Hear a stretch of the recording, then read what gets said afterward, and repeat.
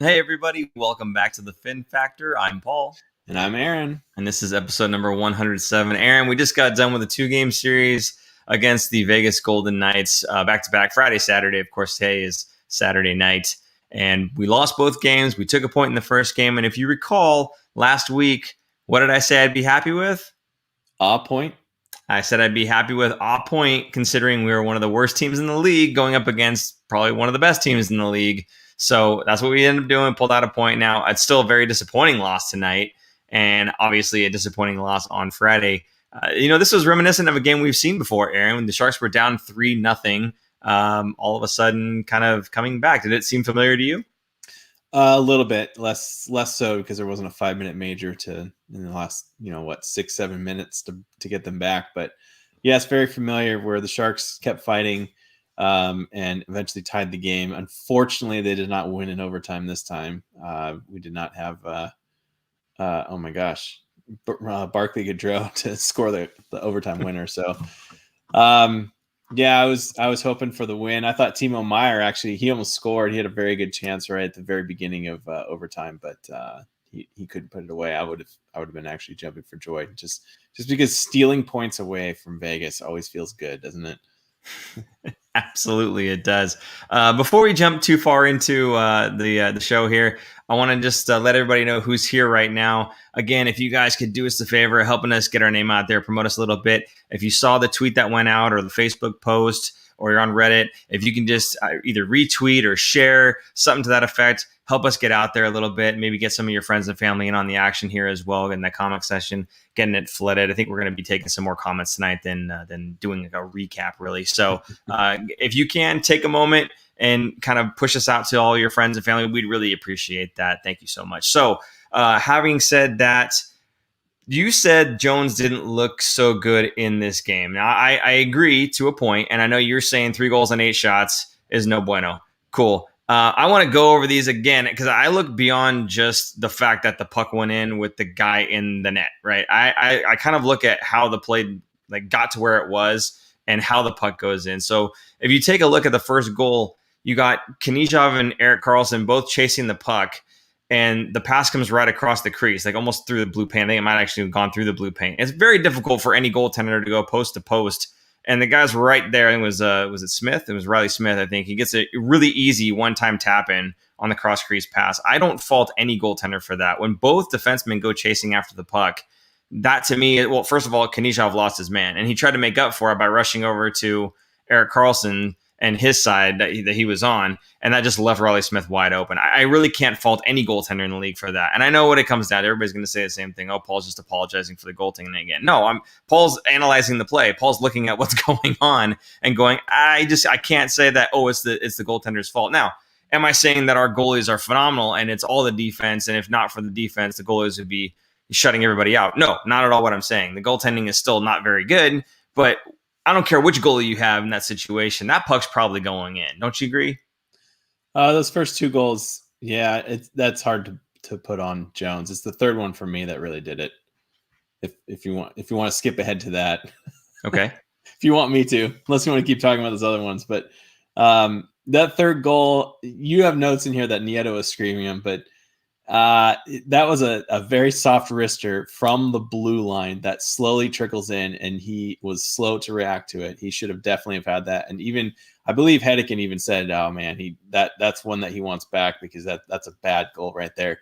And to me, I feel like Martin Jones, whenever he's off, it's pretty easy to tell early on that he's off. And this was a for sure telling goal that he was off.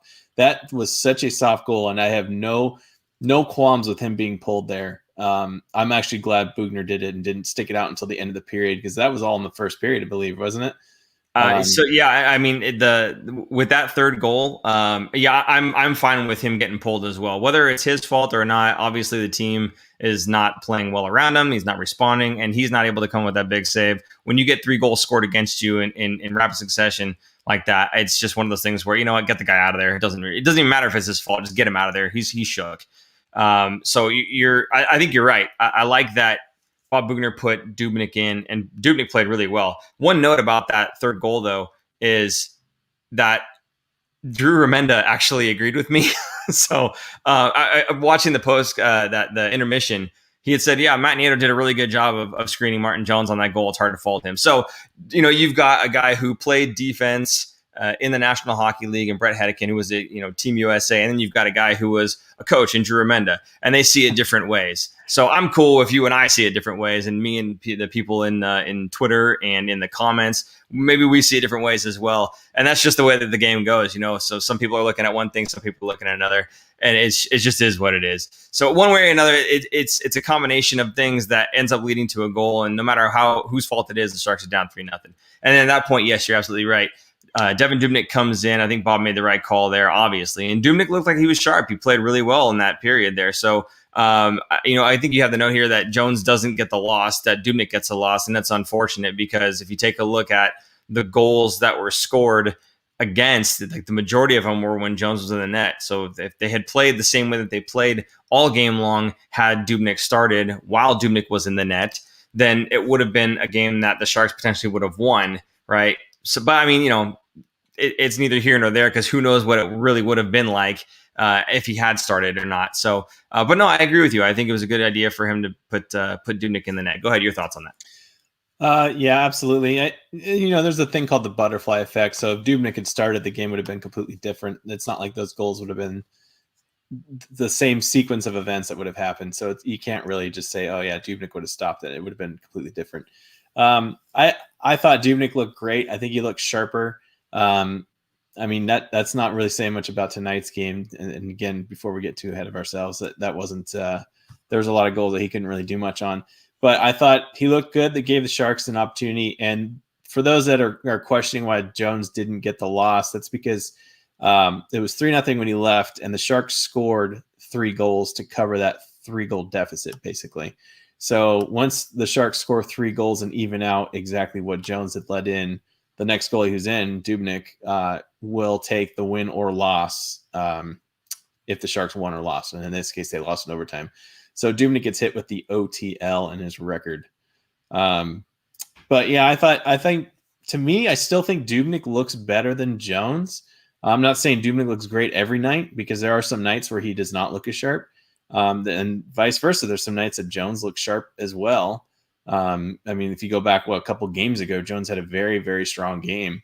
So it's really tough. I think it's really tough for Bob Bugner to kind of figure it out. He's not so much a goalie whisperer to know which goalie to go with, because I feel like he's just rolling the dice and it's not working most nights. But again, I'm not trying to blame the goalies. There's a lot of these are defensive lapses and team defense and everything else. But we've seen some soft goals going on both Jones and Dubnyk in this season so far.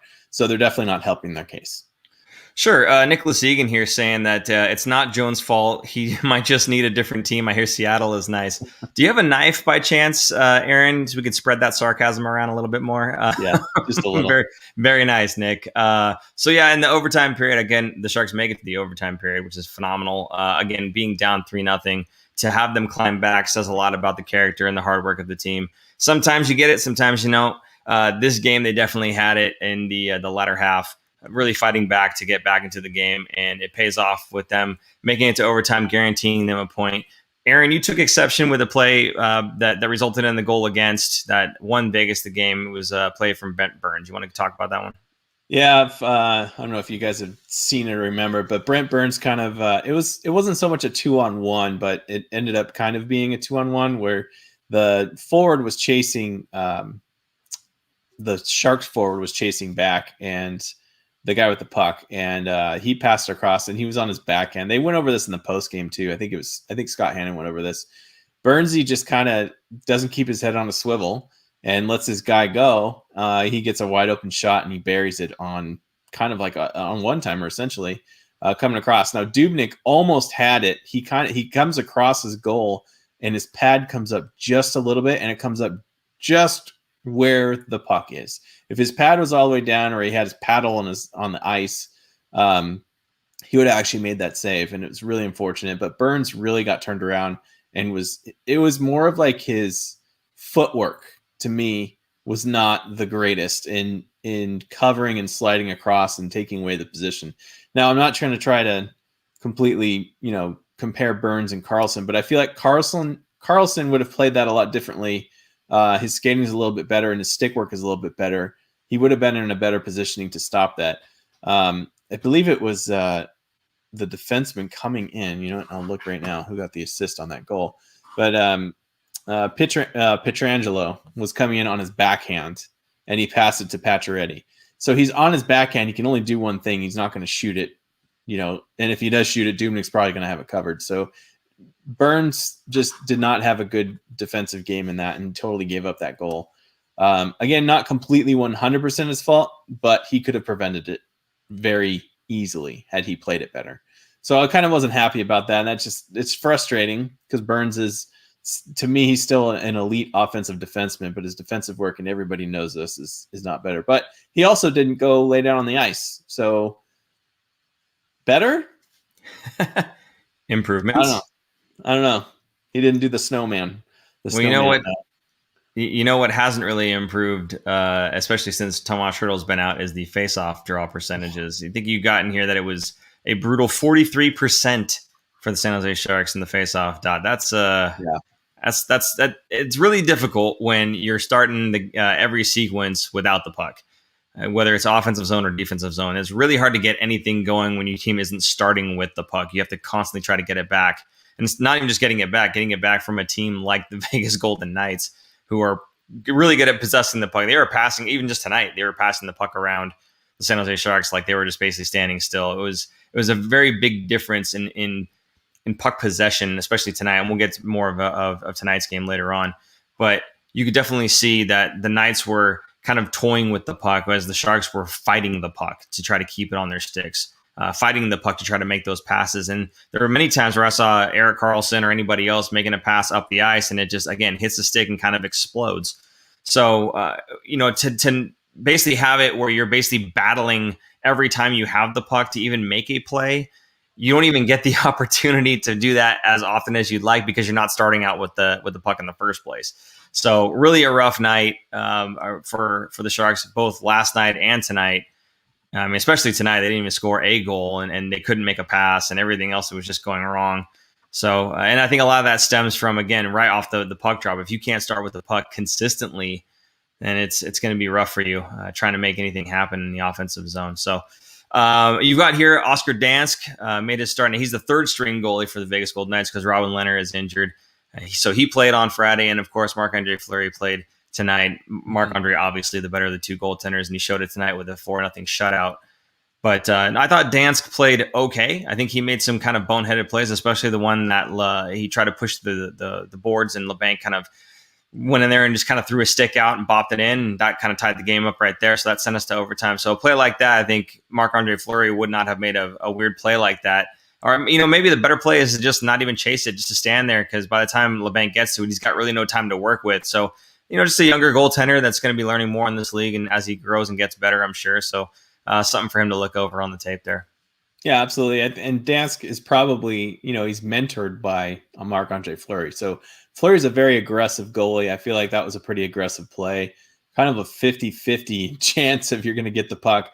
And it was very bizarre if you watch the replay in slow-mo how it actually played out, because I think he swipes the puck away, and LeBanc barely gets his stick on it, but enough to stop it and then kind of push it towards the net. And Danks had a chance again to dive, and he got his stick on it and almost kind of pushed it in towards the goal. So it was such a weird, broken play that definitely was not written up by the Sharks. The way that the puck went in off the defenseman when I think Burns passed it up, and the defenseman got a stick on it, so it goes straight up in the air. And kudos to LeBanc for really getting on his jets there and hunting down the puck and just getting a stick on it enough to guide it into the net. So unreal goal. It's so weird to watch. That's something that, he should have just stayed in his net and waited, or even just played it into the corner or something, just something different than what he did, because it obviously didn't work. But again, Sharks in their head, I guess, tying it up late in the game and forcing overtime. So it was great. It felt like a win, even though they lost in overtime. It felt like a win to at least get that point and come from behind and force overtime. I'm okay with that. I'm okay with that rather than like the Sharks giving up the tying goal and then winning in overtime, because Yeah. then you're like, well, you just gave the other team a point. You didn't need to. So it's a better feeling, I guess. Did you call them Danks? Dansk. Dansk? No, Dansk. Dansk. I don't know, whatever. Not going to work there anymore. So it's funny actually that you say it feels like a win, right? Even though they lost, because that was the exact question I asked Logan Couture in the post game interviews. Is this one of those games where, based on the effort and all the things that you guys were doing right and the fight that you guys had coming back, literally the fight as well. I mean, we'll talk about that in a second here with Logan, but.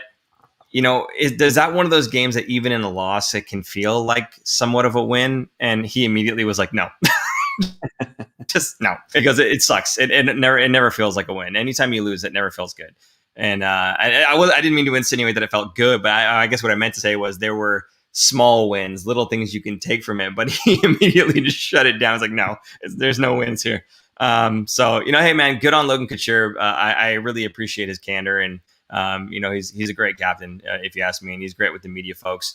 And not that I'm necessarily considered media folks, but the guys that are in there chatting with him and whatnot, asking the questions, he's always very candid and upfront and honest with them. But I did say we were going to talk a little bit about Logan and the fight. So, Pacioretty, I believe is the guy it was. He was skating up the ice alongside Logan, and I don't know if Logan was about to go for a change or what the case was, but Pacioretty just kind of looked over at him and gave him a nice little shoulder. And it sent Logan flying because he wasn't really paying attention. I don't think that hit, if Logan is expecting it, would knock him over. So Patrick was saying he was diving, right? But it just looked like he just wasn't expecting it and just kind of lost his balance from a hit that he wasn't expecting. So, Logan took exception to it, and they go along the boards. Logan throws his gloves down and goes after him. Now, whether or not you think you're going to win that fight, who cares? The point is that you've got a guy who is your captain, who's the role model for the team, really, and everyone's looking to him to say, I'm going to be fighting back for myself. I want all of you guys to go out there and give it your all as well. Don't just roll over to these guys. Show some animosity, stand up for yourself, stand up for each other. Let's go out there and try to do this, right? So it was just, for me, an awesome captain moment from Logan Couture. It's not something that you see from him all the time necessarily, and not something that you see from anybody on the Sharks who doesn't have the last name of Kane or Gabriel, right? So I'm proud of my captain. I'm proud of that he goes out there and he puts it on the line every single night, and that he's willing to stand up for himself and stand up for his teammates.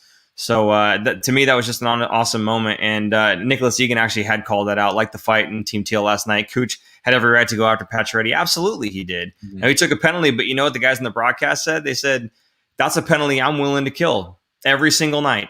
When the captain goes out there and takes a weird hit and he goes after the guy that did it, and if he gets the extra penalty for it, then fine, so be it. I'm willing to kill that penalty. He did the right thing. So, again, I think it's one of those things that the Sharks team looks to their captain and kind of, it's like a pat on the back, a head nod. Yeah, absolutely. Let's go do that. So, again, proud of the guy for doing that. So thank you, Nicholas Egan, for bringing that up. And it looks like B-Rar, I don't know if that's how I'm saying it right, B-Rar232 totally agrees, and he hates Pacioretty. I don't hate anybody necessarily, unless it's Ryan Reeves. I don't really care for that guy. But no, I think, it's definitely one of those things where, I'm glad that he stood up for himself. But before we get on to the next game here, I do want to say a couple things. One, for anybody who's in the chat right now, again, I said this at the top of the show, but I'm going to say it right now as well.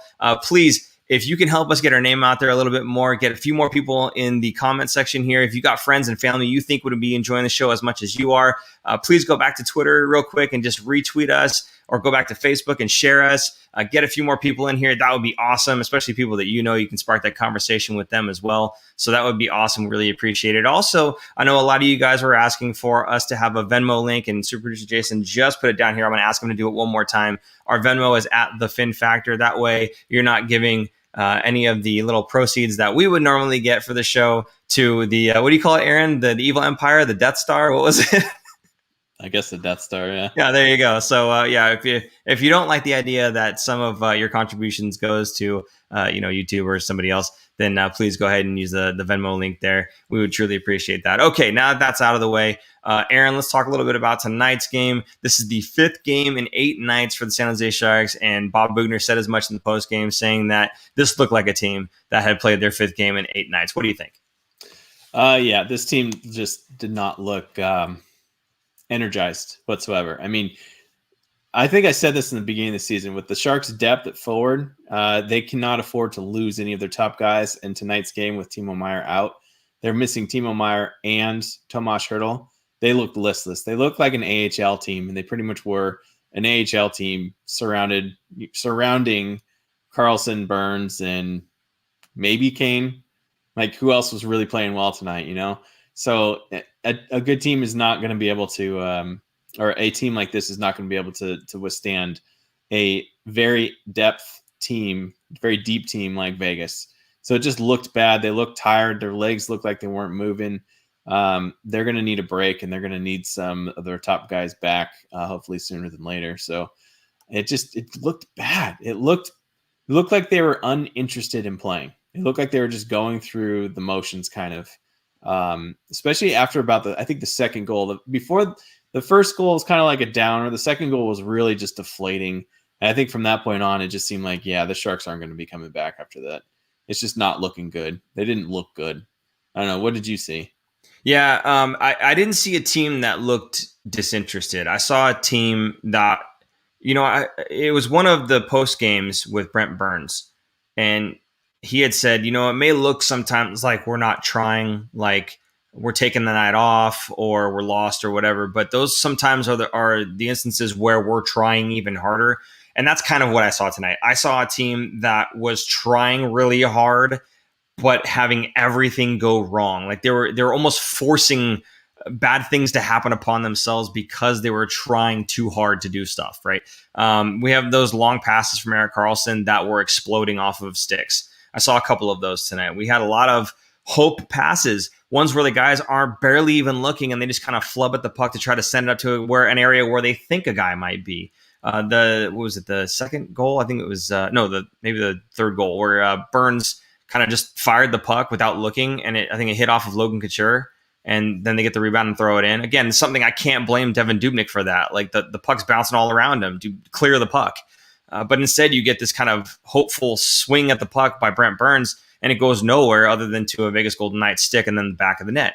So I have a hard time blaming Dubnyk for stuff like that. But I mean, I see a team that was just Burns looking at the puck thinking, I got to get this out of here, right? He's got good intentions. I'm trying to clear this puck. I just want to get it away from my goaltender and save a goal here. Bam, hits off Logan Couture and then goes in the net, right? So I saw a team that was trying almost too hard without really thinking about what was going on, right? Blindly making plays and then having bad things happen to them. That's kind of what I saw. I didn't see a team that wasn't necessarily interested in the game. Okay. I want to highlight some comments here. Nicholas Egan, the third period was NyQuil on ice. I agree, man. They were Dunskies. And Keith said it looked like the Sharks were the ones that were kicked out of the Fairmont Hotel in San Jose. Oh, that's funny. You heard about that, right? Yeah. For those that didn't know, the Fairmont Hotel, which is where a lot of the teams end up staying, they usually choose that one or the one in Santana Row. I'm blanking on the name of it. But anyway, Fairmont Hotel declared bankruptcy yesterday. And so they kicked out the Golden Knights. I think after their game, they came back to their hotel and all their stuff was already like ready to go. So they had to move and switch hotels in the middle of the night after the game last night. So that's kind of weird and odd. And also, I'm going to be honest. I'm going to be honest with you. I thought that would be an advantage for the Sharks. I guess. Yeah. You would honestly, think, right? I did. I was thinking, okay, this team got kicked out of their hotel rooms. They have to go through, whatever hoops to get into another hotel. They're probably going to be up a little bit later than they'd like, mess with their routine just a little bit, right? That's what I was hoping for, but man, that was just not the case tonight. Man, I could just see Pete DeBoer probably just shaking his head like, good. I'm so glad I'm out of there. Okay, so let's see. We've got Chichu Train saying finally EK65 is on fire and the team can't win games. Yeah, I'm not sure if that was one of the guys that you had called out, Aaron, as playing well tonight. But yeah, I thought Erik Karlsson had another really good game where he was passing the puck well, skating the puck really well, being elusive with the puck, stick handling all right.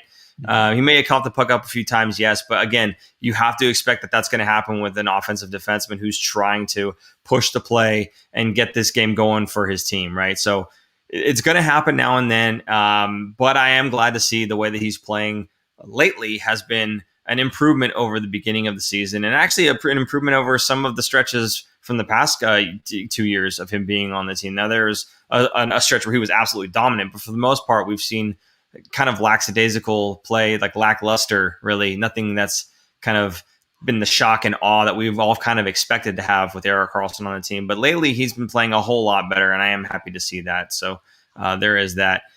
So moving on in this game here. So again, you've got Timo out with a lower body injury, and you've got Hertl that's out of the lineup. So it's slim pickings right now. The top line is the only line that's an NHL caliber line. Everything else is mostly AHL fill-ins or bottom line guys, the third, fourth line guys that are trying to play on the second line. It's not a good situation for the Sharks right now, and I just cannot wait to get Hertl back, and hopefully Timo's back sooner than later. But Gambrell, they had an interesting stat for Dylan Gambrell.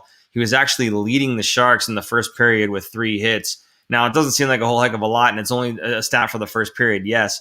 But the fact that it's Dylan Gambrell and it's the hits category is what's got me. And that shows me a little bit more about Dylan Gambrell than I already knew. I knew that he was a guy that had worked a lot on his skating and his balance and his strength and puck protection and not getting pushed off the puck and being rock steady.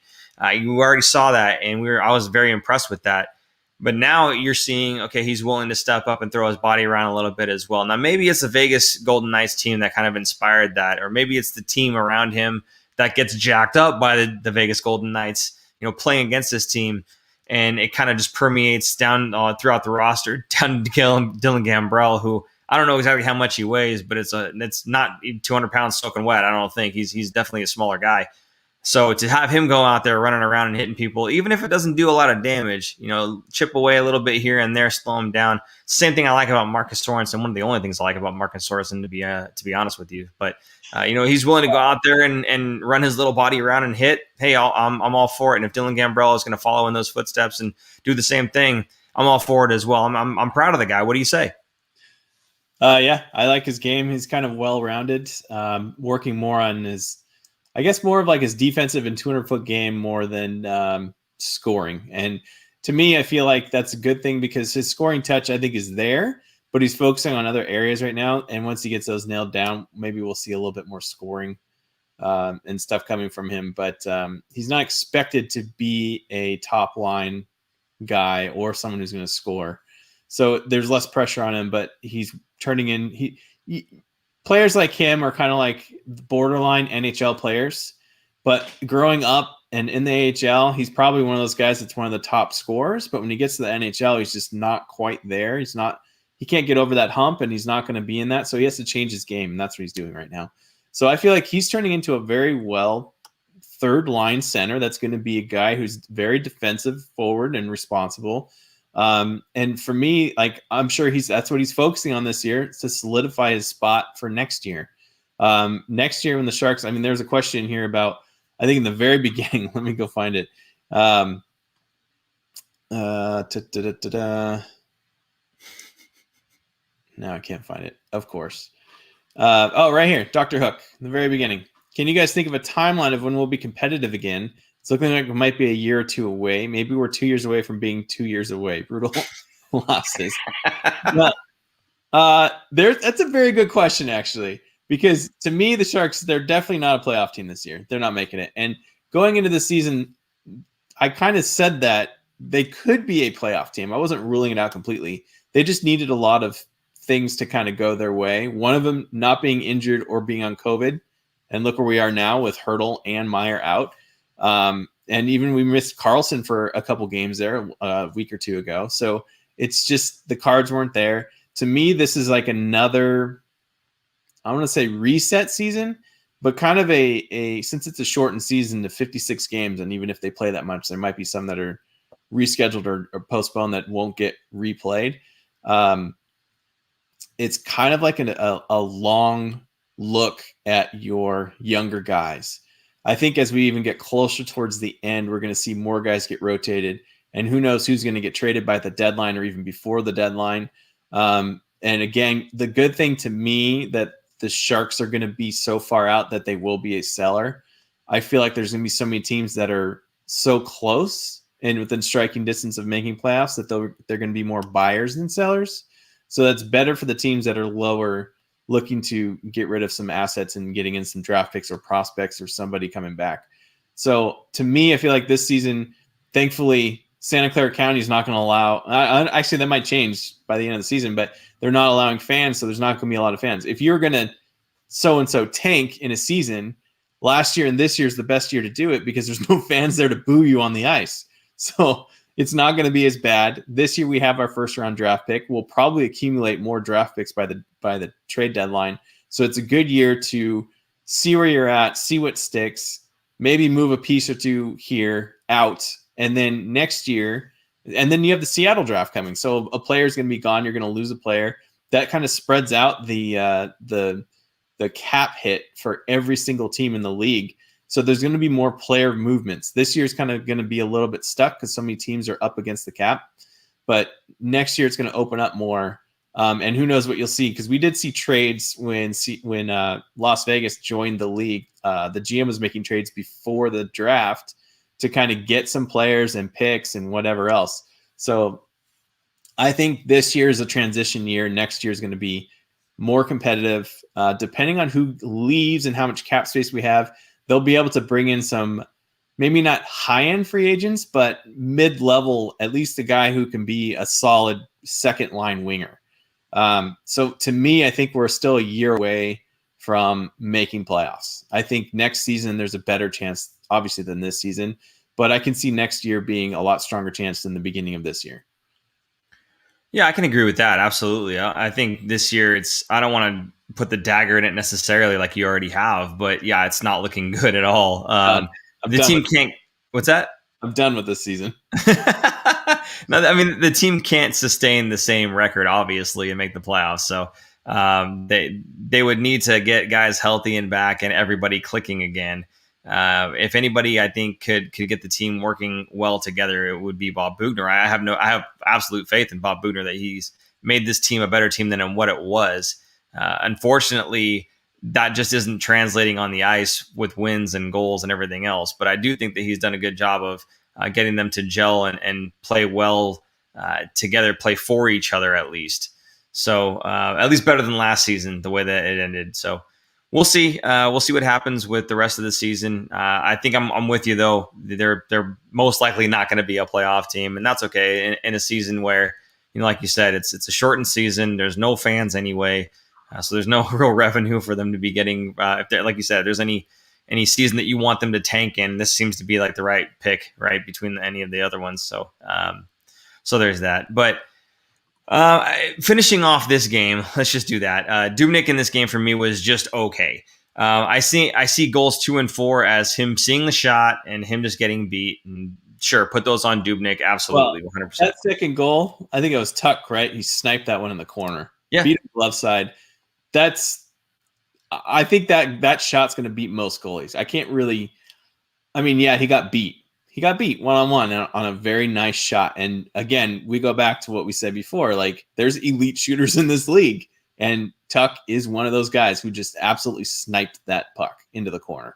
Beat him glove side. Most goalies aren't going to save that. But go on. No, sure, absolutely. But what I'm saying is it's not as if there was a defensive breakdown. Right. We'll put it that way, right? It was not like as if, again, like the Burns one where he just kind of fires the puck, hoping to get it out with just blindly letting the puck go, and it hits Couture, bounces off right into the front, and I think it was Tuck, just bangs it in.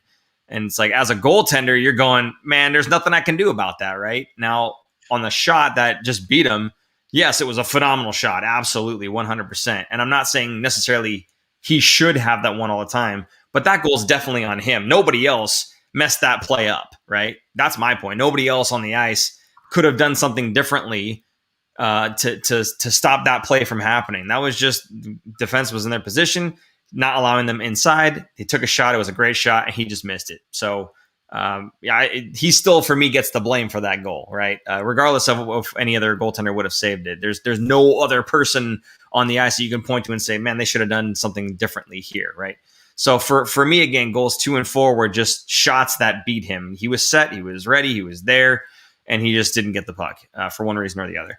Goals 1 and 3 were the ones that were, I think goal number 1 was the one where it was like passing back and forth, and he had to go stretch from one side to the other side and then try to get back. And that's just one of those ones where, again, I don't care what goalie you are, you're probably not saving that. And that's, I think it was Burns was the one that kind of got caught up ice that led to a 2-on-1, and Ferraro took the pass instead of where the shot came from. So again, just one of those things where I have a hard time blaming the goaltender on that one. But hey, 4 goals went in tonight and we didn't score any. It doesn't matter if you score 1 goal against. You're not going to win any games if you put up a goose egg, right? So anyway, I thought Dubnyk was okay tonight. Now, going back to your previous statement about you think Dubnyk is better than Jones, I agree. I think Dubnyk is the better goaltender right now. I think Jones has got a better record, obviously, but I think Dubnyk has been a little bit more consistent in his play. I think he's made some bigger saves, and I think he's a guy that maybe should get a little stretch of games over Martin Jones right now. Not because Martin Jones is terrible, but because we haven't really seen Dubnyk in a stretch of games yet. And I think Kevin Kurz had said the same thing. You know, I think it's time for Devan Dubnyk to get a few games in a row here. So I don't know. We'll see. It was, again, 4 goals against, but I think when Bob goes back and looks at the tape and says, okay, these goals here, maybe we can't really say, regardless of which goaltender we had, those are probably going in, and we need to do a better job defensively. I think if he goes back and watches the tape, which I'm sure he will, he'll kind of realize that. And then hopefully he'll say, you know what, Devin, you didn't really play that bad last game. I'm going to give you another shot in this next one here. Because they do have some time off. I believe the next game is against St. Louis on Monday. So there's a couple days. 2 days. So hopefully we'll see. Maybe he gets a little bit of a couple stretches of games in a row. Maybe, get Monday, Friday, and then let Jones play on Saturday. That'd be good. I don't know. But in any case, again, I'm with you. I thought that the play from the Sharks was kind of lackadaisical in some parts. But I felt, again, that this wasn't a team so much that was disinterested, but that they were trying too hard and they were just making mistakes, mental mistakes. And I just thought that at the last part of the game there where they were on the power play, that was the best stretch of 1 minute and 20 seconds in the entire game. It was that last minute and 20. They had Vegas stuck in their zone for 1 minute and 20 seconds. And for that stretch of 80 seconds, I was really oh man, this team's got it right here, right? They've got the juice right here. And it's unfortunate that it was just for that short period of time. But again, it's a flash of what this team can do. And it's not like they started the game with that and then got tired. They played the entire game. They were already tired, and then they turned it on at the end there. So I don't know. I mean, this is a team that, they don't have the names on the roster, and they've got a lot of youth, and they've got a lot of inexperience on the team, but they can turn it on at times. And we've seen that against other teams. Even the game before where they went into overtime with the Vegas Golden Knights and ultimately lost, but they pushed it to overtime after being down 3-0. So, I mean, I don't know. This is a team that has the ability to push back. It's just that they can't do it consistently, unfortunately. So, again, this is going to be a year where I think the Sharks grow a little bit as a team, and the younger guys get some more experience. And then I think you're right. The next season, we're going to lose a couple guys here and there, either to free agency or to the expansion draft or to some trades maybe at the deadline here. And we'll come back a different team, and we'll see how they play then. So, I don't know. What did you think about the very end of the game? Do you think they at least gave a little bit of a push during that power play? Absolutely. But again, this goes back to what we've been saying, I feel like, all season, is they have not played a full 60-minute game like that. I think a couple of games ago they did, but that's about it. They look great, but it was already 4-0. So I'm sure Vegas wasn't even really pushing. I mean, at that point, they're just trying to preserve the shutout. And I thought for sure the Sharks were going to score and spoil it. And of course they did not. Anthony Sanchez has a great comment here. Every time the Sharks make a mistake, it ends up costing the Sharks a goal. I absolutely agree. I feel like every team has capitalized on Sharks mistakes, almost more so than creating their own offense and beating goalies straight. It's more of a turnover. And they're like daggers because they happen at bad times. And then we see the Sharks giving up goals in bunches as well. Meaning that they get scored on, and then the next shift or two later, they're getting scored on again. So the goals come within a minute or two of each other. That really hurts, man. You're just digging a trench bigger and bigger to get out of. And we know the Sharks are not as offensive talented as they used to be. nor as other teams. And so it's going to be very difficult for them to do what they did last night and be able to tie up a game like that. So, yeah, to me that this game is capitalizes or epitomizes, I don't know the word to use, the season. Like it's just not there. This team is just not there for me. Fair enough. You know what is there? These Pride shirts are there in the SJ Pro Shop. So why don't we put the graphic up on this one here? There it is. The hockey is for everyone. The T-shirt, it's a limited edition shirt. Now, all the proceeds for this benefits Silicon Valley Pride. They come in sizes small, medium, large, extra large. It's $10 for shipping should you choose to do so, but you can just pick it up, and they are available at Solar for America Ice in the Ice Pro Shop. They are a limited availability March 2021 or until they are sold out. I imagine they're going to sell out pretty quick, because I'm sure these things are pretty popular. And they are $29.99 available at sjteamshop.com. If you are interested in supporting Silicon Valley Pride, this is a great way to do it, and you get a nice shirt for it as well. Aaron, do you happen to have one of these yet? I do. I picked it up on, what was it, yesterday? 2 days ago. I went to, I ordered mine online and then went to the store and picked it up instead of getting it shipped over here. So, and here we go. I have it on. And I think it's screwing up my green screen. But yeah, it's great. I like it.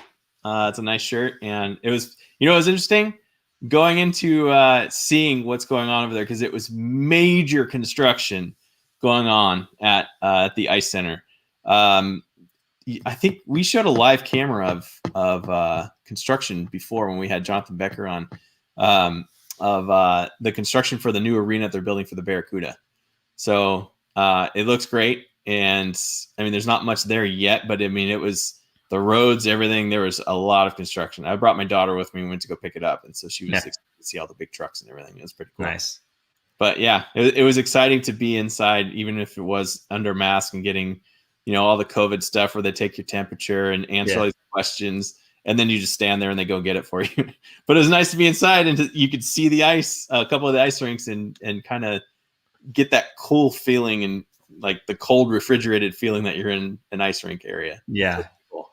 Yeah, I know for sure. Actually, I showed up and I got mine as well. My green screen probably won't jack up like yours, but so there you go. That's what it looks like with all the wrinkles on it. Really nice. I really do like it. And then on the back, as you guys saw in the picture there, now my green screen is taking away the green in there and it's making it teal. But it's a green stripe and a yellow stripe that's above that there. So yeah, hockey is for everyone. 21, obviously, 2021. So that's all about. And yeah, I think again, it goes to a really good cause. So again, if you're interested in supporting Silicon Valley Pride, a great way to do it, go ahead to sjteamshop.com and pick up that shirt. Again, $29.99. You can pick it up at Solar for America Ice in the Ice Shop and the Pro Shop, or go ahead and pay the $10 extra for shipping, and they'll ship it right to your home. I do want to call out Lundy here saying for $2.99 in the Super Chat. Thank you, Lundy. I hate seeing Wild do better than Sharks. I hate seeing anyone do better than the Sharks, but you know what? This is the season it's going to happen, buddy. There's not many teams that are going to be much worse than the Sharks have been so far. So, yeah, just one of those things. But yeah, no, I feel your pain. I know you're the guy who hates the Minnesota Wild more than anybody else. So I'm sorry for you there, Lundy. Thanks for the $2.99. I appreciate it. Yeah, thanks. I had to change my shirt out because it was reflecting too much light back. It wasn't turning my it's so bright. It's such a bright shirt. Certainly. Yeah, people are asking a lot about Eichel trades and Buffalo, because Buffalo is also doing terribly. There was a comment in here about where is it? Are the Sharks worse? Oh, would you package deal for Jack Eichel? Absolutely not. I would not. I wouldn't move that first round pick for anything. I'll say that. Would you? Okay. So don't do it. It's Jack Eichel. No. Doesn't matter. I do it. Doesn't matter. Wait. Actually, hold on. I don't do it. Here's why. How much does Jack Eichel make? Thank you. That's why. Yep. Let me, I'll take a look real quick, but too much money. I'll say that. because we'll have to move a lot. He's making $10 million a year. Nope, I don't do it. Not doing it. You can't do it unless you're moving a giant piece out like Karlsson, which isn't going to happen. If you can convince Karlsson to go to Buffalo, and maybe he'd go. Here's why. Because if you're trading Jack Eichel away, all of a sudden Erik Karlsson is the premier player in Buffalo, like he was in Ottawa again. Yeah. Well, Dahlin, I guess. Yeah, Dahlin is the up and comer, and that's true. 20 years. I still don't do it. I wouldn't do it. Now, it's interesting about Buffalo is, to me, someone asked if Buffalo is worse than the Sharks or the Sharks are worse than Buffalo. I think the Sharks are worse than Buffalo because Buffalo is in a much tougher division. To me, the West division, I think is what it's called, right? The Bank West division that we're in. Honda West, thanks. To me, that one is there's three teams that are at the top, that are for sure at the top: St. Louis, Vegas, and Colorado. The fourth one's kind of up for grabs. Minnesota's making a good, strong case that it's going to be them, but I feel like it's kind of up for grabs, that fourth spot. Where Buffalo's at, no way. They're not even close. They're even though they're a good team, they're still like the sixth best team in that division. So it's just not, they're not better than the other teams. They're still a good team, but the Sharks really kind of hampered themselves with some of these contracts, but giving Jeff Skinner that contract is brutal. He's making $9 million for 7 more years. To me, that's a contract that they're going to try and get out of. And I'm thinking maybe there's a trade. Maybe we can work out a trade with the Sharks where we trade Vlasic for Skinner. Then we get a good left winger. I mean, my point is, like, if we're going to be able to trade one of our top guys, we're going to have to get something back like that. And then you expose them in the draft. Yeah, no. I don't take on a $9 million Jeff Skinner. I'm sorry. Unless all of a sudden a change of scenery is really all the guy needs. No, I don't want Skinner. I'm just saying that something similar like that. Like if the Sharks are going to trade one of their big guys, I think a contract like that, a bad contract that's going to come back to the Sharks, is the only way they're going to be able to move one of Burns, Vlasic, or anybody else. Okay. And honestly, though, again, if you're talking about $9 million for 7 more years, you're trading a bad contract for a worse contract. I don't think you want to put yourself in a worse hole. I'm not saying they're going to get Skinner, and I don't want them to get Skinner. Yeah, okay. A Skinner-like contract, maybe like a 3-year instead of a 7-year. I mean, that's so bad. When he signed it, everyone was like, "What are you doing, Buffalo? That's terrible." And then they got Taylor Hall, and he's making $8 million, but only for 1 year. It was weird that Taylor Hall went to Buffalo. That was another one everyone's kind of scratching their heads at. You know why, though? Taylor you know Hall. Why? Yeah. Why? You know why? Here's why. Because he plays for a team that he knows is not going to make the playoffs, and then he gets to pick which team he gets traded to because he's on a 1-year contract. And then he gets to go to a contender. Yeah, because he has a no movement clause. Which he'll just waive. It's like Skinner also has a no movement clause. Oh.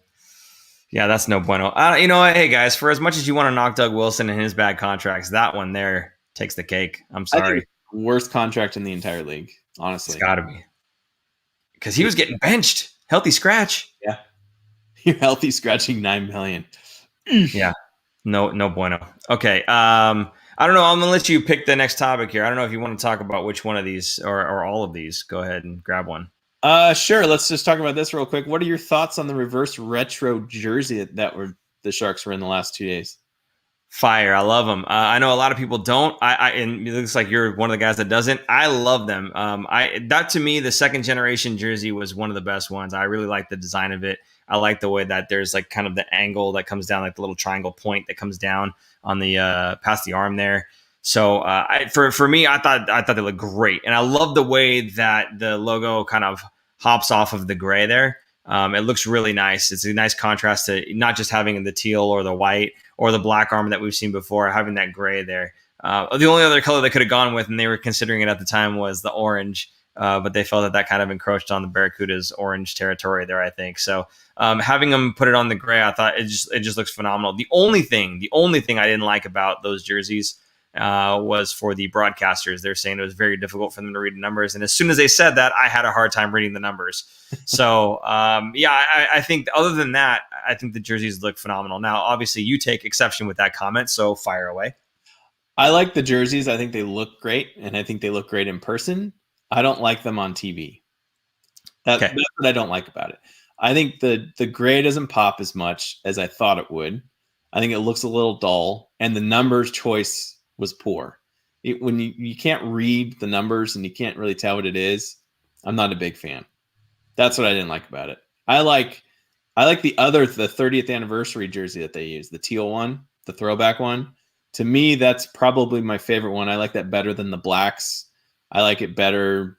That's my favorite jersey. I'll say that. That's my favorite jersey, even more than the blackout jersey. I think is the other one. I mean, there's a lot of jerseys out there, but stealth.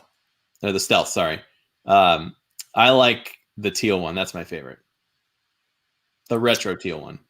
Very good. Yeah, no, I mean, I'll probably still get one. I haven't had a chance to do it yet, but I'll probably still get one of those, the reverse retros. I really do like them.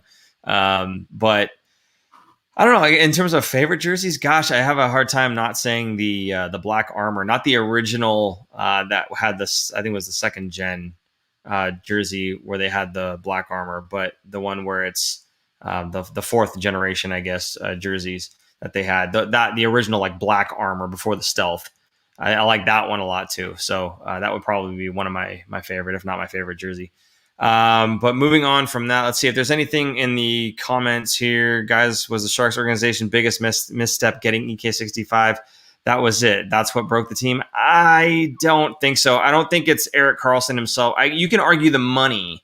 You can argue the money might have had an effect breaking the team, but I don't think Erik Karlsson himself had the effect of breaking the team necessarily. Not that's to say that the team's even broken. I don't even know that the team is necessarily broken. We've just got a lot of guys that are inexperienced, and we can't seem to put it together on the ice, right? When you talk about a team that's broken, you think of guys that just can't play well together, who are all professional NHL caliber players, right? I remember a long time ago, Vancouver had a team that was stacked in terms of the names that they had, but they just could not win a game. This is many, many years ago, but that's what I think of when I think of broken, right? Something has to be together and working properly for it to break. So I don't think this team was ever kind of together and working properly. We had lost a bunch of guys in the process. And again, maybe some of that has to do with the money that Erik Karlsson was offered, but I don't think it has to do with Erik Karlsson himself, if that makes any sense. Go ahead, Aaron. Well, I'm going to Lundy's funny comment of losing Braun is what broke us. Now, I don't think the Karlsson trade is what broke us. I think what broke us is the re-signing of Karlsson, because the re-signing had the conditional draft pick that went with it. That's what I think hurt. I think when the Sharks traded for Karlsson, we had him for that whole season. They went all the way to almost the finals, basically. Like they almost got to that point. So I think the re-signing is what broke it, because the contract is bad, too much money. If you took off another $2 or $3 million off of that, I think that would be a much better contract. If he was, let's say, $8 or $9 million, I would be happier with that. Only because of the depth problems. So I think it was more of the re-signing of Karlsson, not so much the trade to get him for that one season, for that one last final season of his original contract. The re-signing and losing the draft picks and all the conditional stuff that went with it, that's what really hurt. That's what hurt the team. If there weren't any of those conditional stuff and we just re-signed them, no problem. I think it would have been fine. Okay. There's two comments I got to call out. One, Nicholas Egan. I think Paul is okay with the Sharks not getting Stutzel. That tape job would drive him crazy. Yes, absolutely. That is a goofy tape job, and I wish we had a picture of it. But here's the thing. Again, on that one, Nick, we don't know if we would have had that pick, right? Because if everyone thinks that we would have been a better team had Erik Karlsson not been a part of it, and we re-signed Pavs, and Jumbo never left, and everything was sunshine, rainbows, and unicorns, then maybe we would have been a better team. We wouldn't have had that pick. So for everyone saying that, we could have had Stutzel, no, we not necessarily would have had him. You're there again, Aaron, like you said, butterfly effect, right? Mm-hmm. So to say that we wouldn't necessarily have that guy, it's just not true. We just don't know that we would or wouldn't have that guy. So would it be great if we did? Yes, absolutely, 100%. But the fact is, we don't, and we may or may not have. So who knows? But that's the one thing I wanted to say there. But then Matt F says bad drafting broke the team. I have a hard time with that one too, Matt. I'm going to be honest with you because again, the Sharks have drafted in probably the highest position, highest being later in the round. Over the past, I don't know how many years, we've averaged like the one of the worst draft positions throughout in the past like decade or whatever it's been, right? So whether it's a bad drafting, I don't know that that's the case. I think that we were very limited in the guys that we were able to pick because all the really good players got picked right away. Now you can look back and say, okay, but Pasternak got drafted late, or this guy or that guy got drafted late and we missed him. Yeah, so did every other team that didn't pick him though. There's a lot of diamonds in the rough that you just don't see coming. Look at Pavelski, for instance, right? Jamie Benn is another good one. So there's going to be guys that get drafted later on, and it's not because everyone else, just passed up on him. They knew how good he was going to be, and they passed. It's because some of these guys just kind of come out of nowhere, and every single team, 30 of the other 31 teams are going to pass on that guy for round after round after round, and they're all going to look back and go, man, we could have had him. It's not just the Sharks, right? So I don't know if it's bad drafting so much as bad positioning, and then guys just kind of sort of come out of nowhere. So I don't know. I don't know if I 100% agree with that one. It would be nice if the Sharks had a guy that came out of the second, third, fourth round that kind of lived up to some expectations that they had about him. But I think we do have a couple guys in the pipeline that are really exciting. Bordeleau is definitely one of those guys. We've talked about Merkley ad nauseum, but there's a few guys that I think you can look at now and say, you know what, he could be something pretty interesting. Ozzy Weisblatt's another one. So, we'll see how that goes. I think it's too early to tell on the most recent draft picks, obviously, but I think you're right in a sense that there haven't been a lot of guys coming out of the draft that we have picked that have really impressed lately, at least. But I don't think that's necessarily the MO. I think a lot of times Doug Wilson will trade away some of those picks to get assets, but then he'll go to the European markets and pull guys in. Remember, Jonas Donskoy was a guy that they were able to pull in, and he was a big part of this team. So that's not a guy that you had to waste a draft pick on. You just went out to the European market and signed the guy, right? Same thing with Handmark, and Melnichuk, same thing, right? These are guys that they weren't part of the draft. We went out and we just grabbed, right? So I think that there's more to it than just the drafting aspect of it. You also look into the other markets where maybe the guy hasn't entered the draft, but then you offer them a job with your team, and sometimes it works out, right? So we'll see. The jury's still out on Melnichuk, and Handmark, I think they had high hopes for him. Again, 27-year-old that they signed to it was a 1-year contract. So, and Kurz had made the comment, you probably don't sign this guy unless you think he's ready for NHL action at 27 years old. So, I mean, we'll see. Maybe he has a little bit more development to do, but again, he's coming from a European market. So maybe he just needs some time on North American ice. He plays a season with the Barracuda, see how he does there. If he can adjust, maybe the next season they give him an extension and he plays with the Sharks. Who knows? So, there's more to it than drafting, I guess, is kind of what I'm getting at there. So there's that. Aaron, there was something else. Should we do roll call right now? Is that what you'd like to do? Yeah, let's do the roll call. Tell us where you are watching and if you like that reverse retro jersey or not. So tell us about that. Okay. There's a good comment here from Anthony Sanchez. For the Sharks to move forward and be successful in the future, we need to replace Summers at the AHL level. We need to coach to develop players with a high-tempo scheme, stop, dump, and chase. I don't necessarily agree with that. I think by the time the players are at the AHL level, you're not going to be really teaching them skills. Their skills are kind of set in terms of offensive skills. I think what they're trying to do is hammer in the 200-foot game on most of those guys. Because you could take a raw prospect like Merkley, who has all the offensive skills in the world, but can't play a full 200-foot game. And to get to the NHL level, you're going to need that. So I feel like that's why they're doing the dump and chase, partially because of that, and partially because they don't have the personnel to possess the puck, other than Merkley right now at the AHL level, because the Sharks haven't had that many prospects come through, high-level prospects. So I think I have no problems or qualms with Summers in there. I think he's doing a phenomenal job, because take a look at how many players the Sharks have drafted past the third or fourth round that have made the NHL. It's probably the most out of all 31 NHL teams in terms of how many late draft picks have actually made it to the show and stuck around. I mean, obviously Pavelski is the number one guy because he's played so many games, but there's so many others that have made it to the NHL. There's so many first, second, third round draft picks of other teams that have never made it to the NHL. So I don't have a problem with him. he's not going to turn a bunch of prospects into, blue chip level prospects to get to the NHL. That's just not what he's going to be doing. And nobody's going to be doing that. There's no one to replace him with that would be doing that. So I don't have a problem with it. What about you? What do you think? You got thoughts on that at all? I think it would be fair for me to give a assessment or judgment on that. I don't watch enough AHL hockey to really say whether or not I think that there's a coaching issue. However, I will say that Roy Sommer has been probably I think the longest standing AHL coach of all AHL coaches. Now, whether that means he's only good enough to be an AHL coach or whether that means he's very good at his job, the Sharks don't seem to have a problem with him being there. And I'm not going to argue with the guys that know their team, their prospects, and their coaching staff and their staff in general better than anybody else. So if they feel that there's a change that's required, I'm sure they'll go ahead and make that change. I think Roy has done a phenomenal job with the Barracuda for as long as he's had them. And considering that, again, the drafting and whatnot, they don't get guys that are at the top echelon, right? They get guys that are in that third, fourth round. And some of the top guys that they've had that tried to play in the NHL, think of guys like Goldobin or guys like, what's his name? The defenseman, I can't remember his name now, but Mirko Mueller. You look at those guys and, they kind of had their stint maybe, but then they played in the NHL and they weren't good enough. And then they got traded away. Right. So it's not like he's really had guys that couldn't make the NHL, but then came back down to the AHL and really did a good job helping that team play well. So I don't know. I don't know if he's a problem down there or not.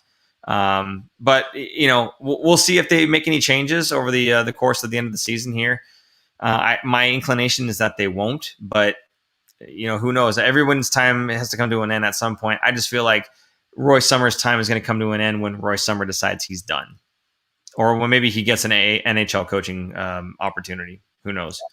Anaheim, Paul, I think I did a Gretzky hour with you a long time ago. You told a funny story in the locker room. It very well could be. If it's family friendly, why don't you go ahead and in the looker room?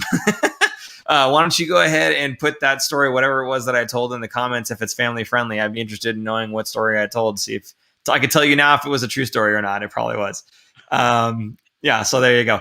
Aaron, you got down here the expansion draft. You said there's a great tool on Cap Friendly. It's capfriendly.com/expansion-draft/Seattle. That's a whole heck of a lot going on in there.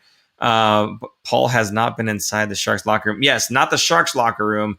At the locker rooms for Solar for America Ice, I think is what he was talking about, maybe. No, I think your story is you've never been into the Sharks locker room at SAP. You've always tried and never been in, right? Well, no, but Gretzky hour, you still get ready in the locker room, so maybe he's talking about that still. I don't know. But yes, I have not been in the Sharks locker room, and that is probably the one place I haven't been in the SAP Center. And yes, the more you know.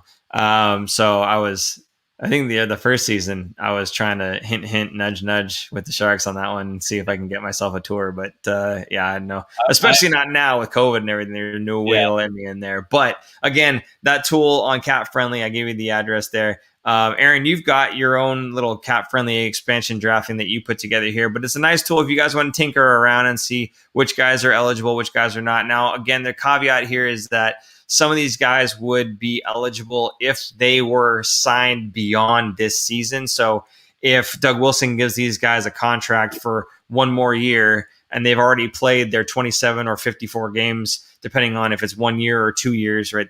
This season or the last two seasons, 27 or 54 games played. If they had an extension, a 1 year extension, which obviously you just sign the guy, they would also become eligible to get picked and plucked. So the rules are that you have to have at least 2 forwards that are eligible and 1 defenseman that's eligible. So after you protect everyone else, you have to have something for them to pick from. So if you were to have 1 out of 2 guys and you hadn't re-signed Sorensen or you hadn't re-signed, Nason, for instance, Nason needs 9 more games played. If he plays 9 more games, he's eligible to get picked up. So he becomes one of the 2 forwards that you could have on your roster that Seattle would be able to pick from, right? Otherwise, you have to make LeBanc or Meyer or Kane or somebody else available to them because you have to have at least 2 forwards. Same thing with a D. You need 1 D and, of course, 1 goalie. The interesting thing with the goaltending was you have Martin Jones that would be eligible, but also Joseph Koshinash would be available as well. So you could protect Jones and still have a goaltender for them to pick up, which would be interesting. Although I don't know that necessarily you would need to protect Jones, because I don't think that many people would want, or many teams, including Seattle, would want to pick him up. But who knows? Maybe they need a goaltender that's decent and has some pretty good salary to his name as well, because as we know with expansion teams, it can be kind of hard to hit that ceiling sometimes. So maybe they do go after him. Who knows? But you've got a graphic, I believe, of your roster. So if you want to go ahead and share that with everybody right now, fire away. Yeah. So what's cool is I was like, I bet Cap Friendly has a thing on here where it does all the thinking for you, which it does. So I'll show you in a second, but this is who I came up with. And for the Sharks, unfortunately, I picked Radim Šimić to be picked. But this is a pretty decent team. I was like, man, there's going to be some really good picks out of here. This team, just like Vegas, is going to be really good. Now, I completely forgot. Vegas does not have a player taken from them. Well, they don't get to participate. So when you go to Seattle expansion draft, what's cool is you can go through this whole scenario and it shows you which players. Let me zoom out a little bit so it'll kind of go back into a better look here. But it shows you which players are eligible and which ones are not in terms of, there we go. So the check marks show you that they are eligible. Some of these, they need 27 games, like for Ryan Kessler, he's injured. He's not going to be playing. But some of these show you how many games they need to be playing in order to be eligible, which could happen this year. I mean, some of these are low, like this is 10 games. So when we go to the Sharks, this is a great exercise to see who is available and who is exempt. So the goalies, we have 3 goalies here, but also it shows you if they're a UFA. Now, Seattle could take somebody who's a UFA, but then they would have to work a deal with them within a week or something. I think it's not that big of a turnaround. And players that have full no movement clause, such as Erik Karlsson and Vlasic, are automatically kept. There's no way around it. So this is a good exercise to show you who it was. So when I picked the forwards, I said, okay, you're going to keep him. Probably keep LeBanc. Maybe not Donato since he's a RFA. And then Burns. And there you go. Oh, we need how many more? I forgot how many? 7 forwards and 3 defensemen. There you go. Or 8 skaters. You see Nason needs 9 more games. Balsers needs 16, which he might actually hit because he's playing pretty well. So that might be another guy that's going to get exposed. I want to point out real quick, though, if you look at the exposure requirement over there, it says 0 of 2 for forwards. So you have to have 2 players that will be able to satisfy that requirement. So for this scenario, Marcus Sorensen would need to be signed to a contract extension because you see he's got that check mark there on the right. And Steph Nason would need to just play 9 games and, again, be signed to an extension. So that would fulfill the 2 forwards that need to be open and available. Yep. Which basically means they're either taking one of Martin Jones or Koshinash, whoever you didn't protect, or you could say goodbye to Šimić. Right, and I feel like that's why they did re-sign Korenash, because I think he signed a 1-year contract, right? So that they had another goalie probably to expose. Probably. Yeah, because the Sharks could be trading Dubnyk away at the deadline because his cap hit is so low. Because remember, Minnesota is keeping parts of his salary. So anyway, it's a good exercise. To me, this shows that the Sharks are not going to be right now they don't meet the requirements. So I think there's going to be moves coming. There's obviously going to be moves coming. Okay, I want to call out something. Anthony Sanchez says losing Šimić to the draft will not hurt the Sharks. He's a bottom pairing defenseman. I completely disagree. And he may be a bottom pairing defenseman, but that hurts the Sharks. In my mind, it does. Now, granted, when we had the AHL replacements come in, they played admirably, 100%. But I think Šimić is a really big part of this defense, even if he's considered a bottom pairing guy. That's just my take on him. I like him a lot. I think he's a really big part of this team. He steps up big physically. So I don't know. I would really hate to lose Šimić in that one there. Regarding Sorensen and Nason, he says they will not be re-signed. I'm not necessarily advocating for re-signing them to be on the team. I'm saying if you did give them extensions, then you don't have to expose the other guys, the other forwards. So you would expose Sorensen and Nason and keep everybody else to yourself. That was my point on that one. It's not that I think that necessarily they need to be extended. They need to come back. Because I think both of those guys, 100%, I'm in your camp with them being expendable, not so much Shimmick. So the only reason I would re-sign them is to give the requirement so that Seattle has to pick, if they're going to pick a forward, one of those forwards, not one of the other guys. Because even if you could protect them all, if you don't expose two, you have to show one of the other guys that you would want to protect because somebody has to be exposed for them to pick. So in this case, I would sign them just to make them exposed and expendable. There you go. I don't know. To me, I wouldn't miss Shimmick that much if he got taken. But I'm sorry. I mean, I love Shimmick, but almost better for him to get moved. Maybe he even gets more ice time in Seattle than he does in San Jose.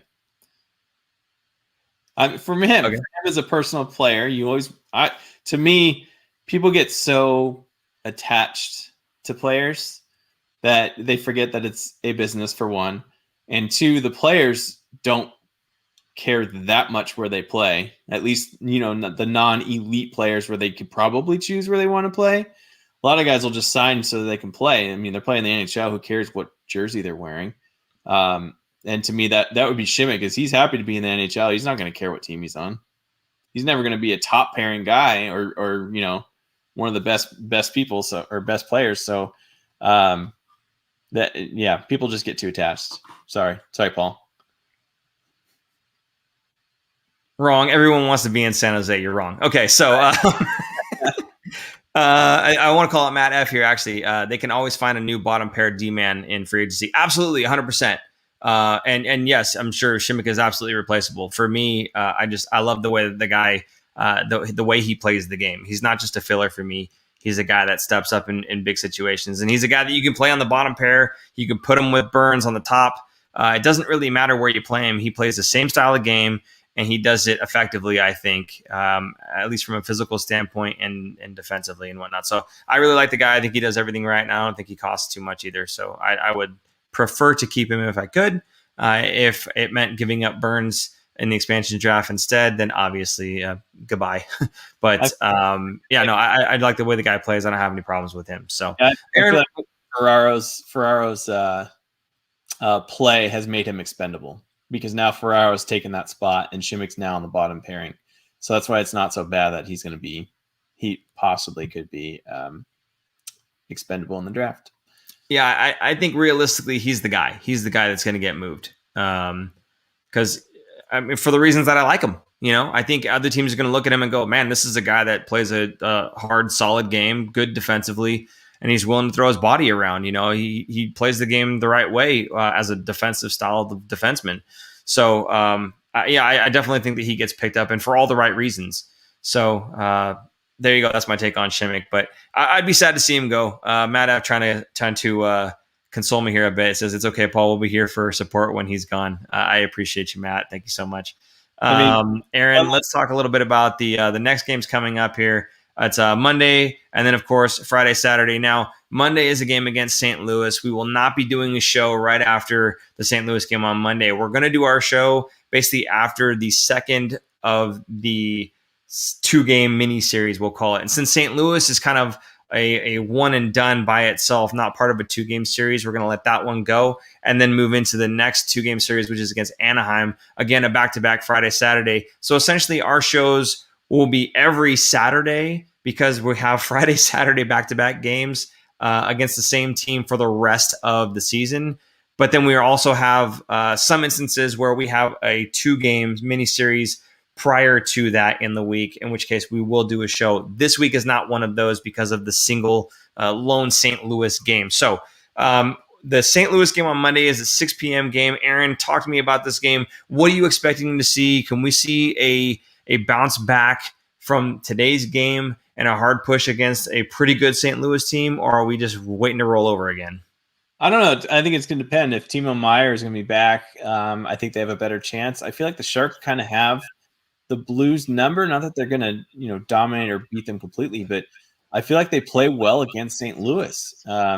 They look decent. They don't look completely like blown out in the game. So I have a feeling the Sharks are going to bounce back and play hard. I don't know if they're going to win, but I don't think it'll be a 4-0 drubbing. How about that? It'll be a closer game. Okay. What do you I could think? see that. Who knows? How about Anaheim? Anaheim, obviously the weaker of the teams there. Last time around, we beat up on them pretty good, I thought. And then Ryan Getzlaf was kind of out for a while. He's back now, and I think the last time we played him, he was back in the lineup as well. So I believe he's back in the lineup for these couple games as well. So I don't know. What are you thinking about these ones? I think these are definitely winnable games by the Sharks, even with a depleted roster, even if Timo Meier, his nagging injury takes him, the full week to recover, and we only get him for one of those 2 games, and maybe we should have Hurdle back by then, if that's correct. Yeah, I think these are winnable games. Anaheim and Sharks. It's going to be a race to the bottom of the division with these two. Unfortunately, whoever's going to get the better draft pick. So I don't know if it's better or worse that we beat them. At this point, we're just going to be hurting our draft position. But I'm looking at their record right now. They have 3 games, or the Sharks have 3 games in hand against Anaheim. So Anaheim's played more. They currently have 1 more point than the Sharks, but the Sharks have 3 games in hand. So their win percentage is at 400 and the Sharks are at 432. So the Sharks should win this game. What helps is it's back-to-back, so they're not going to most likely they're not going to play against Gibson in back-to-back. So Gibson is an elite goalie in the league, and he gives the Sharks problems. But I think they should definitely win at least one of these in regulation. And if not, then man, this season couldn't end fast enough if they lose both games against Anaheim. All right, yeah, fair enough. I'm a little salty. I'm a little bitter about this year. It's hard. It's hard. You know what, though, Aaron? Here's the thing. So if you're expecting us to be a poor team and get a good draft position and lose a bunch of games, you can't be upset if we lose. No, I'm not. I'm not. Okay. I'm fine. I'm not upset. I'm just kind of like,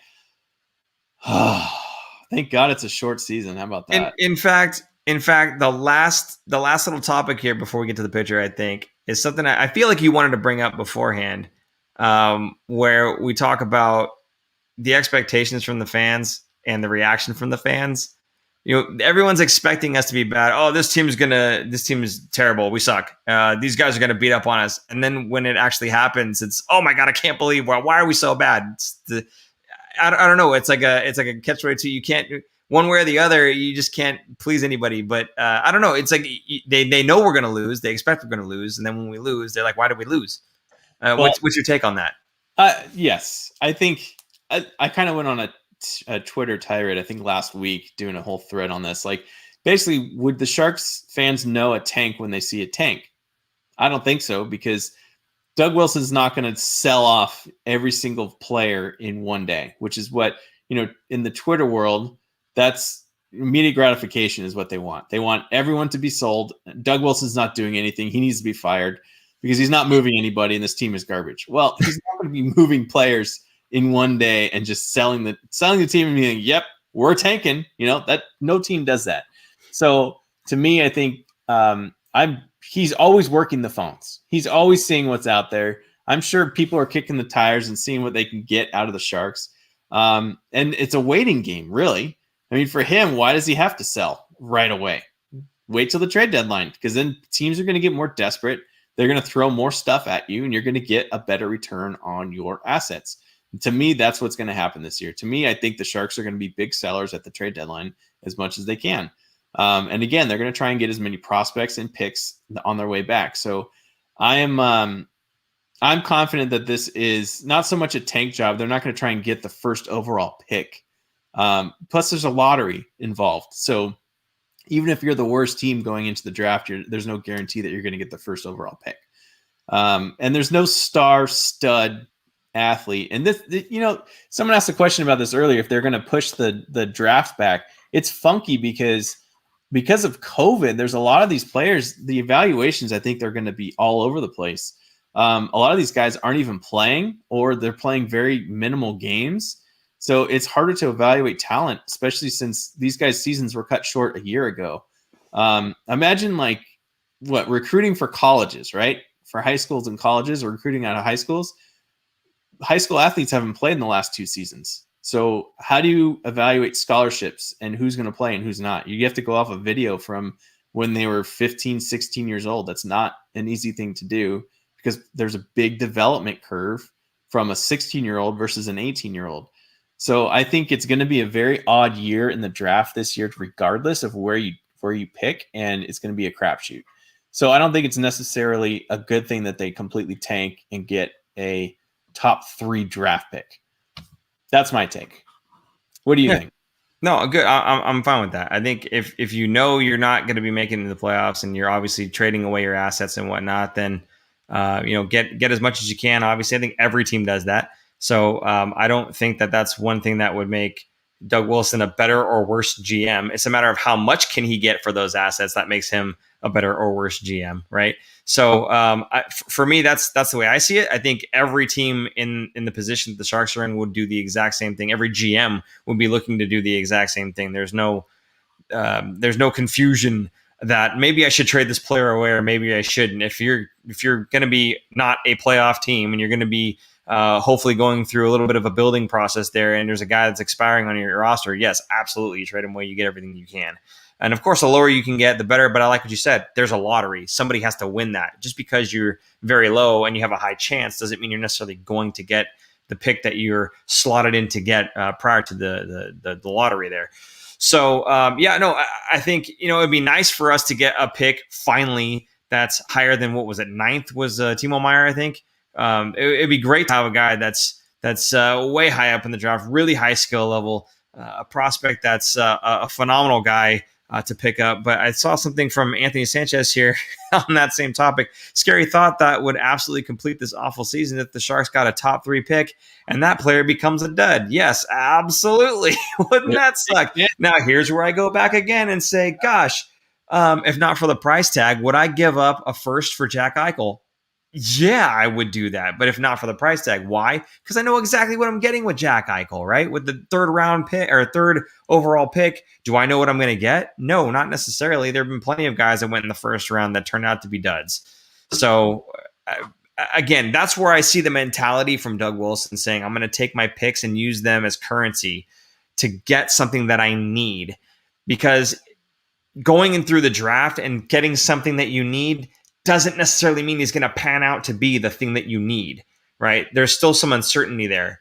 You may think it's a sure thing. A lot of guys think it's a sure thing. And then when they actually make it to the show, not always the case. But when you've got somebody who's in the NHL and you see exactly what they're capable of against this caliber of talent, and you give your asset up for that, right? To me, that's just as good as using that pick on a guy that you're not sure about.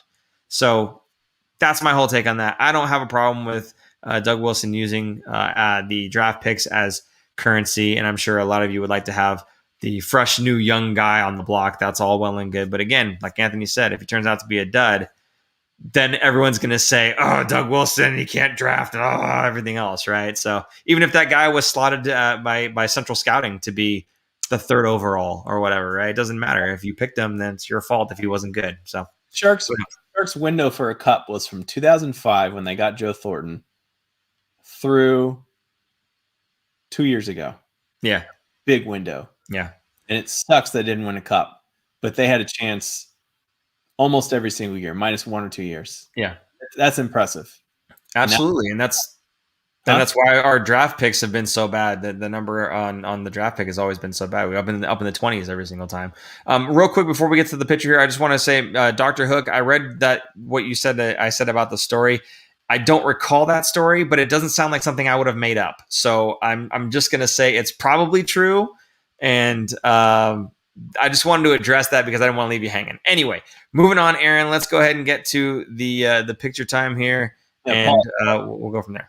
This is fantastic. It's actually a throwback to episode number 5 that we had when we were on set. That's Paul saying, hey, look, we're doing number 5. We had, what is that face? Probably less than 100 subscribers, I think, at this point, wasn't it? This is in studio. This is in producer Jason's garage is where our set used to be. Now we're in our own homes doing remote. But, who knows? That might change soon here. But yeah, here you go. Episode 5. This is in July of 2018. Man, this was before the Karlsson trade, by the way. So before we knew what was going to happen. Yeah. Younger days, huh? Look at that. We look like 2 years younger. Oh, yeah, totally. Yeah. I'm just trying to figure out, first of all, you can see the garage door in the background. That kind of gives you pulling the veil back on the magic there. But what is this face you're making? Me? Yes. Ooh, number 5. This is a picture I think I posted on Instagram a long time ago, like right before we started recording. I like Matt F says the old set. Tell the goalie stick story again. I'm not telling that story again, man. Well, maybe another time we'll do it. That's not even the goalie stick. That's not the same stick. It's not. It's definitely not the same stick. No. That's an autograph stick from like I don't remember what year, 2007 or something. Dr. Hood says I got 5 on it. I'm guessing that's a reference to my 5 on the hand there. Thank you, Dr. Hook. Okay, cool. Yeah. Aaron, anything else here? Should we wrap this up? Let's wrap it up. Okay, we're going to put a nice pretty bow on this one here. Guys, this was episode number 107. Thank you so much for tuning in. Hey, we really appreciate all you guys that retweeted and shared on Facebook and everything else, basically trying to help us get our names back out there. It's been a really rough road this season for the San Jose Sharks, and the worse they play, the harder it is for viewership and whatnot. So the more you guys can help us out and kind of make everyone else's day a little bit brighter. I feel like we're a show that doesn't dwell on the negative so much. In a season where the Sharks are absolutely not getting it done, where there's not a whole lot of highlights to check out and really be proud of, and they're not having all the wins that we'd like to have. And the wins that we do have are ones that they're squeakers mostly, right? In a season like this, I feel like we're as positive as we possibly can be, always got the smiles on and everything else and having a good time. And a lot of that has to do with you guys as well. So yes, Bowie, this season has aged you both. Thank you for that. I think, Anthony. But in a season like this, again, if we can help other people that are Sharks fans not be so down. I don't know if any of you guys are on Facebook and the Facebook groups, but if you're in there, that group is just toxic. I'm sorry. If you're a part of that group, I apologize, but that group is toxic. And it's just, it's a bad place. Don't go there. It's a bad place. So anyway, I feel like we're not one of those bad places. So if you are able to share with any of your friends and family, get them in here, get them talking, maybe pump their spirits up a little bit. And we would appreciate that as well. So again, for anybody who did retweet or share, we appreciate you very much. Lundy, thank you so much again for that $3.99 earlier today in the show here.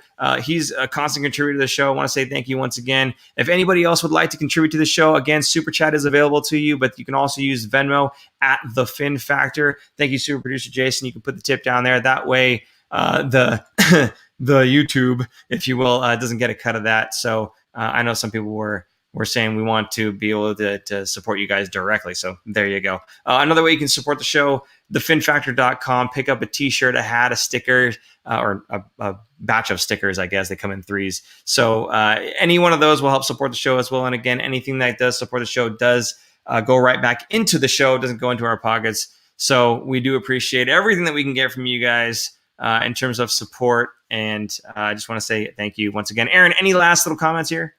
Nope. We'll see you on Saturday night. For Super Producer Jason, I'm Paul. I'm Aaron. And we'll see you Saturday night. Thanks, Aaron. Yeah. See you guys. Bye. Thanks for tuning in. If you like this episode, check out our other content, especially interviews. You can interact with us directly through social media at The Fin Factor and on Instagram at Fin Factor. And don't forget to join our live streams on YouTube. Visit our website at thefinfactor.com, where you'll find all of our episodes as videos or podcasts. You'll also find our exclusive merchandise to help support our show.